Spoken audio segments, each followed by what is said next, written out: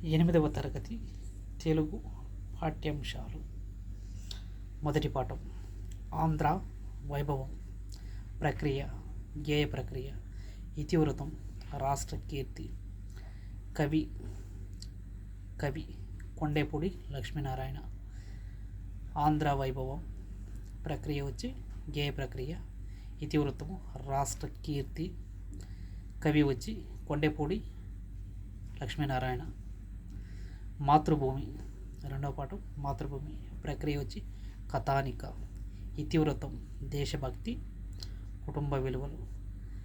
రచయిత పవని నిర్మల ప్రభావతి. శతక సౌరభం ప్రక్రియ వచ్చి శతకం. ఇతివృత్తం నైతిక విలువలు.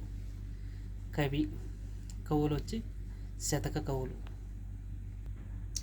శతక సౌరభం వివిధ కవుల గురించి తెలుసుకుందాం.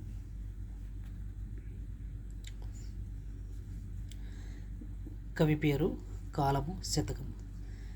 గరికపాటి మల్లవదాని 19వ శతాబ్దం. తాను రాసినటువంటి శతకం విద్యార్థి శతకం. మారద వెంకయ్య 17వ శతాబ్దానికి చెందినవాడు. భాస్కర శతకాన్ని రాశాడు. పక్కి అప్పల నరసయ్య 16వ శతాబ్దం కుమార శతకాన్ని రాశాడు. పెరుమాళ్ళ మునెప్ప 20వ శతాబ్దం విద్యా శతకాన్ని రాశాడు. కంచెర్ల గోపన 17వ శతాబ్దం. ఈయన రాసినటువంటి శతకం దాశరథి శతకం. మాచిరాజు శివరామరాజు 20వ శతాబ్దం మణుల మూట శతకాన్ని రాశారు. బొమ్మెర పోతనామాత్యుడు 15వ శతాబ్దం నారాయణ శతకాన్ని రాశాడు. గుండ్లపల్లి నరసమ్మ 20వ శతాబ్దానికి చెందినది. వరదరాజ శతకం రాశారు. కొండూరి వీరరాఘవాచార్యులు 20వ శతాబ్దానికి చెందినవారు. మిత్ర సహస్రీ శతకం రాశారు. మరొకసారి గరికపాటి మల్లావదాని 19వ శతాబ్దానికి చెందినవారు. విద్యార్థి శతకం రాశారు. మారద వెంకయ్య 17వ శతాబ్దానికి చెందినవారు. భాస్కర శతకం రాశారు. పక్కి అప్పల నరసయ్య 16వ శతాబ్దం కుమార శతకం రాశారు.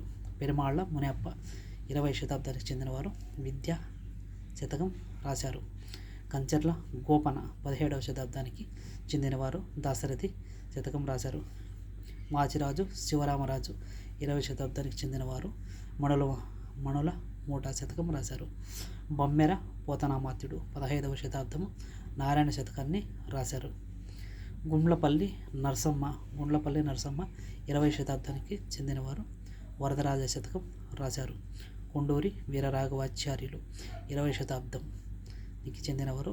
మిత్ర సహస్రీ శతకం రాశారు. నా యాత్ర ప్రక్రియ వచ్చి యాత్రా రచన. ఇతివృత్తం వచ్చి జాతీయ సమైక్యత, దర్శనీయ స్థలాలు. కవి బొలుసు వెంకట రమణయ్య. ఆ విధంగానే నా యాత్ర అనే పాఠ్యభాగాన్ని ఎవరు రాశారంటే బొలుసు వెంకట రమణయ్య గురించి చెప్పుకుందాం. నా యాత్ర పాఠ్యభాగ రచయిత బొలుసు వెంకట రమణయ్య గారు విజయనగరం జిల్లాలోని రామతీర్థంలో జన్మించారు. రావు అన్న కలం పేరుతో అప్పటి ముచ్చటలు, గజపతి రాజుల సాహిత్య పోషణ, గజపతుల నాటి గాథలు, దీపకళికలు, 16 రాత్రులు కథా సంకలనము రాశారు. చెన్నై సూరి రాసినటువంటి బాలవ్యాకరణానికి టీకా రాయడం జరిగింది. 1958వ సంవత్సరంలో నా ఉత్తరాదేశ యాత్ర అనే పేరుతో యాత్రా రచన చేయడం జరిగింది. వీరు 2 సార్లు ఆంధ్రప్రదేశ్ సాహిత్య అకాడమీ పురస్కారం పొందారు. ప్రస్తుత పాఠం నా ఉత్తర భారతదేశ యాత్ర నుండి తీసుకోవడం జరిగింది. బొలుసు వెంకట రమణయ్య ఇతను వచ్చి విజయనగరం జిల్లా రామతీర్థంలో జన్మించారు. రావన్న కలం పేరుతో అప్పటి ముచ్చటలు, గజపతి రాజుల సాహిత్య పోషణ, గజపతుల నాటి గాథలు, దీపకళికలు, 16 రాత్రులు ఈయన వంటి రచనలు చేశారు.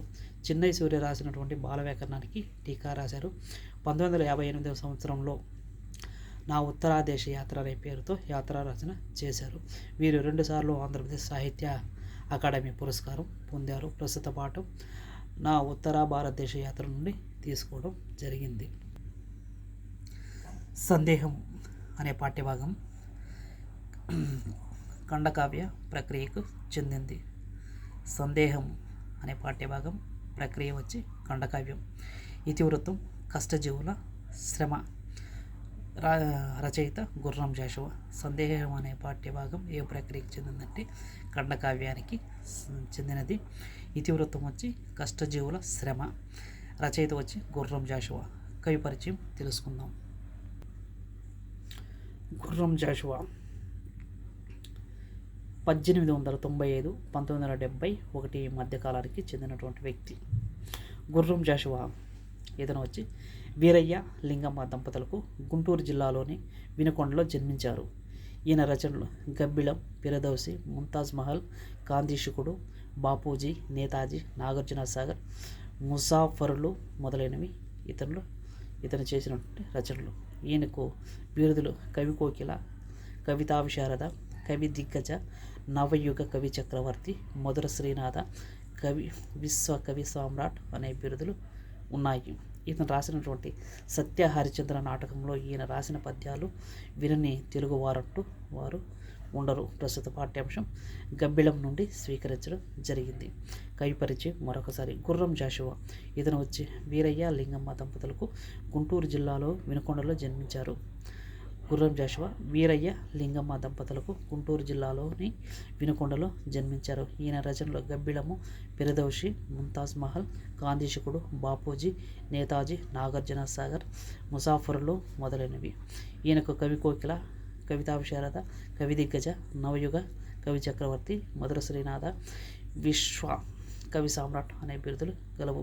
ఇతను రాసినటువంటి నాటకంలో సత్యహరిచంద్ర నాటకంలో ఈయన రాసిన పద్యాలు వినని వారు ఉండరు. ఆ విధంగా ప్రస్తుత పాఠ్యాంశము గబ్బిలం నుండి తీసుకోవడం జరిగింది. పయనం అనే పాఠ్యభాగం. ఇది వచ్చి ప్రక్రియ వచ్చి మాండలిక కథ. ఇతివృతము సామాజిక స్పృహ. రాసినటువంటి రచయిత వచ్చి సింగమనేని నారాయణ. 6వ పాఠం పయనం. ఇది ప్రక్రియ వచ్చి మాండలిక కథ. ఇతివృత్తము సామాజిక స్పృహ. రచయిత వచ్చి సింగమనేని నారాయణ. ఈ సింగమనేని నారాయణ గురించి తెలుసుకుందాం. పయనం పాఠ్యభాగ రచయిత సింగమనేని నారాయణ. ఈ సింగమనేని నారాయణ గురించి తెలుసుకుందాం. కథా రచయిత సింగమనేని నారాయణ గారు అనంతపురం జిల్లాలోని బండ మీద పల్లెలో జన్మించారు.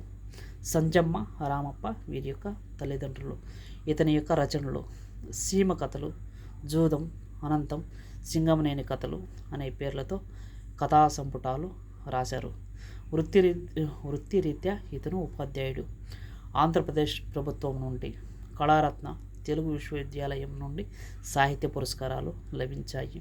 ఈ పాఠము సింగమనేని నారాయణ రచించినటువంటి అనంతం అనే కథల సంపుటి నుండి తీసుకోవడం జరిగింది.